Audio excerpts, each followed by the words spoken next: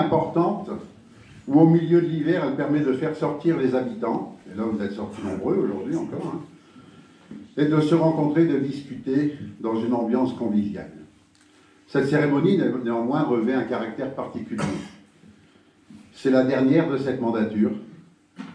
6 ans déjà qui ont conduit par votre vote en 2014, qui m'ont conduit par votre vote en 2014 à la destinée du village, avec mon équipe. C'est aussi une obligation d'un droit de réserve avant les élections municipales du 15 mars prochain. 6 ans déjà, au cours de certaines années, donc il est impossible de retracer le bilan de ces dernières années, ni même de parler des projets de la future municipalité si elle est élue. Je me contenterai donc de vous parler de l'année 2019. Mon discours n'en sera plus court et nous pourrons rapidement nous rafraîchir. Difficile de parler de cette année passée sans évoquer la perte d'amis. Louis Morin d'Iloy nous a quittés en début d'année, laissant un grand vide lors des fêtes du village. Josette Graillon, Jean-Michel Poulain, Raymond Ruste sont également partis. Les devoirs d'un maire sont dans certains cas difficiles à assumer. Dans ce domaine, je n'ai pas été épargné cette année, contraint d'annoncer à des parents la perte de leur enfant. Ce fut le cas pour Pierre-Henri Chabot, victime d'un accident avec le train d'Épines au pont de 40 mètres, et Benjamin Gireux, décédé en opération extérieure au Mali avec 12 de ses collègues. Calme plat, par contre, au niveau des mariages et naissances. Je ne vais pas m'y remettre, hein, les gars. Hein. Je vous avais annoncé une année de transition, début 2019. À part la rénovation énergétique d'un logement communal à Martin-Sello, réalisé par l'entreprise Lyoto, la réfection de la toiture de l'église Notre-Dame de Beaulieu à Argent, en Bardeau, à l'Identique, et la rénovation des marches de cette même église par Carmelo et Stéphane, l'aménagement d'un espace de biodiversité au parc Martin-Sello avec l'implantation de fruitiers anciens, de plantes mellifères et d'un hôtel à abeilles sauvages dans le cadre d'une coopération entre la CIPRA et les communes d'Annonce et Lamure. L'hôtel à abeilles sera aménagé ultérieurement donc, au printemps par les enfants de la commune. Ce programme, je le rappelle, donc, a été financé à 100%. Ces travaux étaient réalisés par Émeric Lazarin de Maurienne. 2019, par contre, a permis de constituer les dossiers du Fournil destinés à la confection du pain au levain et du point multiservice place de classe. On en avait déjà parlé. Ces projets sont actés cette année, en 2019, pardon, donc on peut en parler. Ces 2 dossiers sont finalisés, les permis de construire déposés, les demandes de subvention auprès des fonds européens dans le cadre du FEADER de l'État et de la région ont été transmises. Une bonne nouvelle, déjà, la région Sud a déjà donné un accord pour 111 042 €, représentant 30% des travaux. Les 2 autres dossiers de demande de financement passeront au cours du premier trimestre 2020, avec un bon espoir. Mais sans nom. Les consultations dématérialisées des entreprises, là je m'adresse aux entreprises du secteur, sont consultables en ligne sur achatpublic.com. Je vous rappelle que la loi de dématérialisation nous a interdit de recevoir des dossiers papier. Gageons que notre village aura changé de physionomie d'ici 2030, car depuis le 1er janvier 2019, 7 permis de construire, 7 déclarations préalables et un permis d'aménager de lotissement ont été déposés. La communauté de communes Alpes-Provence-Verdon, comment ne pas aborder dans nos mots la nouvelle communauté de communes? Depuis le 1er janvier 2017, et là je m'adresse au président, malheureux, depuis le 1er janvier 2017, le regroupement de 5 communautés de communes devenues CCAPV, un regroupement que je qualifierais de volontaire obligatoire, fut, et notamment pour les membres du bureau, énergivore, physiquement et moralement. Pendant ces 3 ans, notre forte implication afin de mettre en place les compétences obligatoires nous a détournés de notre fonction primaire de maire. Et même si la plupart des compétences ont été votées ces 3 dernières années, ont marqué nos esprits. Seule la compétence eau et assainissement, au 1er janvier 2020, a été rejetée par la grande majorité des communes. Quoi qu'il en soit, elle sera obligatoire au 1er janvier 2026. Ce refus a néanmoins pour conséquence une diminution importante des subventions, à la fois de l'agence de l'eau et du département calqué sur celle-ci, alors que les prélèvements de cette même agence de l'eau seront de plus en plus importants. Ajoutez à la baisse des dotations la perte des taxes d'habitation, Les budgets communaux vont de plus en plus être serrés et il faudra en tenir compte dans les années à venir. Au mois de juillet 2019, notre ami Bernard Moline, directeur général des services, a fait valoir ses droits à la retraite et il a repris dans la foulée un poste de conseiller départemental. Eh oui, voilà. Il a été remplacé par Olivier Bussautois, qui est derrière vous, qui est un grand sportif, et à qui nous souhaitons la bienvenue. Le Cinévom et la CCAPV ont mis en place le BIFLU au 1er décembre, permettant une diminution du tonnage d'ordures ménagères tout en augmentant le recyclage. Les anciens points de collecte ont été supprimés. Toutefois, il arrive encore que des sacs soient déposés sur le site de ces anciens points. Je vous mets en garde car ces actes sont considérés comme dépôts sauvages et donc verbalisables. Certaines personnes nous ont fait part de leur difficulté à déposer leurs déchets de par la hauteur des trappes. Et il me semblait que certains containers, notamment les jaunes, devaient être équipés d'une trappe plus basse pour les personnes âgées ou les personnes handicapées.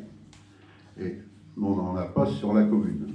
La minoterie, je salue au passage Thomas Duboeuf, son directeur, donc la minoterie en général secret de fabrique, vont bon train. Avant d'aborder sa 5e année d'ouverture pendant la saison 2019, 8000 visiteurs à 12 personnes près ont fréquenté les musées. L'appellation Musée de France devrait aboutir en 2020. Compte sur toi? Non, tu comptes sur moi aussi, je parle. Oui. D'accord. Un rendez-vous est d'ailleurs fixé le 25 février dans les services de la Direction régionale des affaires culturelles. Ce n'est un secret pour personne, le 15 mars prochain, je présenterai une nouvelle équipe à vos suffrages pour les élections municipales. Une équipe renouvelée d'un tiers. Une réunion publique, d'ailleurs, se tiendra le samedi 28 février 2020, quand cette liste aura été validée par les services de l'État. Je voudrais adresser mes sincères remerciements à mon équipe sortante, à ceux qui ont décidé de se mettre en retrait, mais dont je sais qu'ils seront toujours présents, à ceux qui ont souhaité rester. Nous avons, durant ce mandat, tenté de faire avancer et moderniser la Mur-Argent, principalement dans le domaine de l'eau et de l'assainissement, malgré un contexte financier de plus en plus difficile, sans jamais augmenter les taxes locales. En termes d'eau et d'assainissement, la commune a investi 860 000 € dans ce cadre de cette rénovation. Si les subventions dans ce domaine, il y a 10 ans, pouvaient facilement avoisiner les 80%, elles sont réduites aujourd'hui, dans ce domaine du moins, à 40% du montant total hors taxe. Merci à Frédéric Mistral et à Sébastien Bernard pour leur implication dans les réparations des fuites à toute heure du jour et de la nuit. Durant ces 6 années, nous avons tenté de répondre aux attentes des habitants, à vos attentes. Si la grande majorité fut satisfaite, nous ne pouvons répondre à toutes les demandes, et notamment à celles des résidents secondaires qui voudraient trouver les structures présentes dans leur ville, comme Marseille, Nice ou Paris, pour 3 semaines par an. Nous n'avons pas les mêmes budgets. Notre commune souffre d'un manque de logement, et avec ses 48% de résidences secondaires ou logements vacants, nul doute que dans les années à venir, il faudra se pencher sur cette problématique avant que je ne devienne directeur d'un centre de vacances. Merci au personnel administratif et technique de la commune, Marie-Pierre et Karine, qui a apporté, on va dire, qui a amené du PEPS, du PEPS au secrétariat, tout en excellant dans la communication. Merci à Stéphane et Carmelo pour leur implication dans l'entretien de notre village. À Véronique, Mandy ou Angélique de l'ADMR, qui ont donné un coup de neuf très apprécié dans nos locaux. Au président d'association du Rioux et du comité des fêtes d'Argent, dont le programme 2020 va encore faire de la Mur un endroit de joie et de fête. De même qu'Yvon sur Argent, qui, bien qu'il ait beaucoup de difficultés, continue chaque année à organiser sa festouille du 15 août. Merci à vous et vos équipes de bénévoles avec un soutien sans faille de ma part, mais ça vous le savez. À Christian, pour sa communication sur Verdon Info et sur Haute-Provence Info. Christian est le relais de Haute-Provence Info, donc quand vous allez louper Verdon Info, vous le retrouvez sur Haute-Provence Info.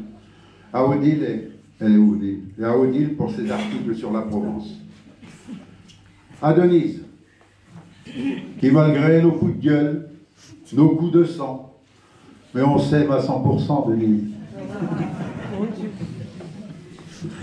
À 87 ans, elle réalise toujours sa crèche à l'église et elle consiste à nous maintenir en forme, en fait, comme ce soir encore avec son élixir de jeunesse. Merci aux gendarmes, aux sapeurs-pompiers. Vous savez que nos sapeurs-pompiers sont tous bénévoles sur Saint-André pour leur implication et pour leur aide. Merci également aux sapeurs-pompiers de Barème qui sont représentés ici par leur lieutenant. Et Stéphane Sébastien, pardon. Ouais. Au personnel de la maison technique de Castellane, et je salue la venue de comment Sylvain, bah, j'avais dit, ouais. De Sylvain qui est là.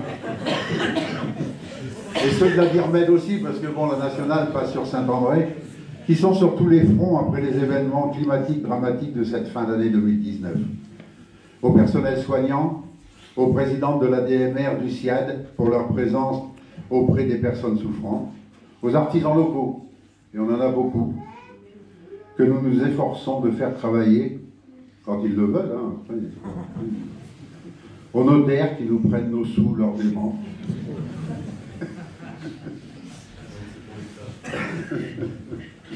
Et enfin, à vous toutes et tous, pour votre confiance. En 2014 et durant ces 6 années, nous avons appris à nous connaître. J'ai apprécié votre présence, votre soutien, nos discussions. Sachez que je suis fier d'avoir pu partager avec vous vos joies, mais également vos peines. Vivre dans et diriger ce village fut un honneur, malgré le temps que cela représente dans nos vies personnelles et familiales. Sans le soutien de nos conjoints, à tous, nous n'aurions pas pu nous impliquer aussi durement. Ce seront mes derniers remerciements, mais ils sont primordiaux et sincères. Chers amis, et pour conclure, avant de vous laisser vous approcher du buffet et de continuer la conversation autour d'un verre, je vous adresse en mon nom et celui du conseil municipal une bonne et heureuse année 2020, faite de tolérance, d'amour et de bonne santé pour vous et vos proches. Une année 2020 pleine d'espoir, de paix et de mieux vivre malgré les multiples conflits qui pèsent sur le monde. Bonne année à tous et merci de votre écoute.